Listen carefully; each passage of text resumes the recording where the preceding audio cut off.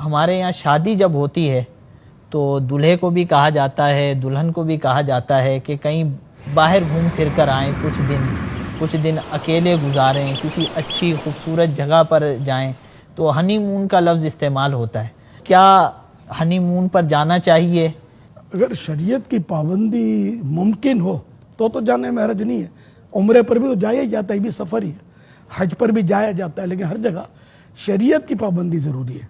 तो हनीमून जो है उसमें भी अगर कोई गुनाह वाला मामला नहीं करता, शरीर पर्दे भी बाकी रहते हैं, शरीयत के तमाम तकाजे पूरे होते हैं, तो अब कोई इस तरह हनीमून मनाता है जायज़ तरीके पर, 100% जायज़ तरीके पर, तो उसको भी ज़रा मना तो नहीं किया जाएगा। लेकिन अब ये कि जाकर ये होटलों में ठहरते होंगे, होटलों के माहौल, फिर ये पार्कों में जाके बैठते होंगे, पार्कों के माहौल, तो यूं मतलब हनीमून फी ज़माना मनाना, अगर यही मुराद हनीमून इस तरह ही मनाते होंगे, तफरीगाहों में जाते होंगे, सी साइड पे जाते होंगे, तो ये तो ज़ाहिर है कि नहीं मनाना चाहिए।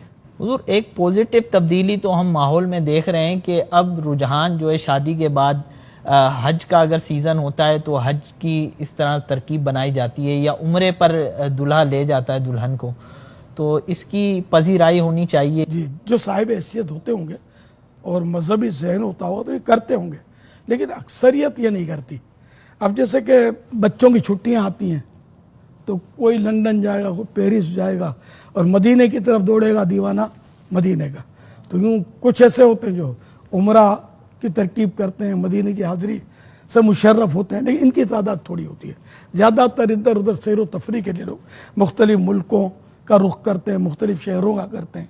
अब सर्दियों में कुछ लोग जाते हैं, ये बर्फ़बारियाँ देखते हैं छुट्टियों में, या छुट्टियाँ कर लेते होंगे अपने ही मुल्क में, दूसरे शहरों में जहाँ बर्फ़बारियाँ होती है वहाँ पहुँचते ही है।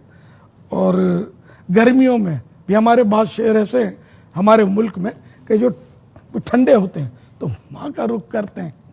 तो इसलिए भाई वो अपना तो है ना कि देखना है तो मदीना देखिए, कसर शाही का नज़ारा कुछ नहीं, तो बस ये होना चाहिए कि मदीना देखे, बाकी हर शे से आंखें बंद कर ले। इस पर मुझे एक वाक़या याद आया। मुझे एक आलिम साहब ने बताया था, शायद इनके अपने गांव का वाक़या था। एक काफ़िला हज से आया, तो एक हाजी साहब जो थे इन्होंने आंखों पर पट्टी बांध रखी थी, खोलते नहीं थे, तो लोग समझे कोई आंखों में कुछ दर्द है इनको। जब ये वज़ू के लिए बैठे, नमाज का वक्त आया, तो इन्होंने पट्टी खोल दी और मुंह धोया, फिर बांध ली।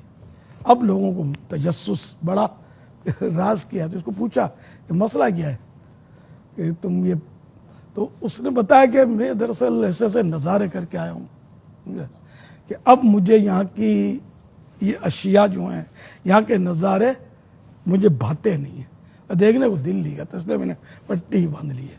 कि मदीना शरीफ की तो कैफियत ही है ना, जिधर देखिए बाग़े जन्नत खिला है, नज़र में है नक्शो निगारे मदीना।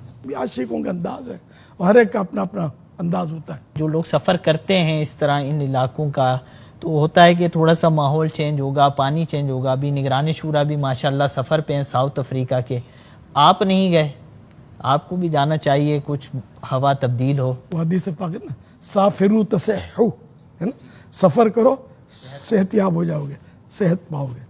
तो निगरानी शूरा का ये सफ़र कोई पर्सनल या बिजनेस पर्पस पर तो नहीं है, इनका सफ़र तो दावत इस्लामी के दीनी काम के लिए। इस तरह अगर कोई सफ़र करता है या कारोबार के लिए सफ़र करता है तो ये हरज तो नहीं है, दीनी काम के लिए करता है, कार सवाब है। अगर अपने कोई दुनियावी काम के लिए करता है तो कम से कम मुबाह तो है, यानी इसका करना ना करना, सवाब न गुना। बाद सूरतों में ये मुबाह सफ़र को भी सवाब का सफ़र बना सकते हैं अच्छी नीयतों के साथ। तो मुतलकन सफ़र तो मना है ही नहीं।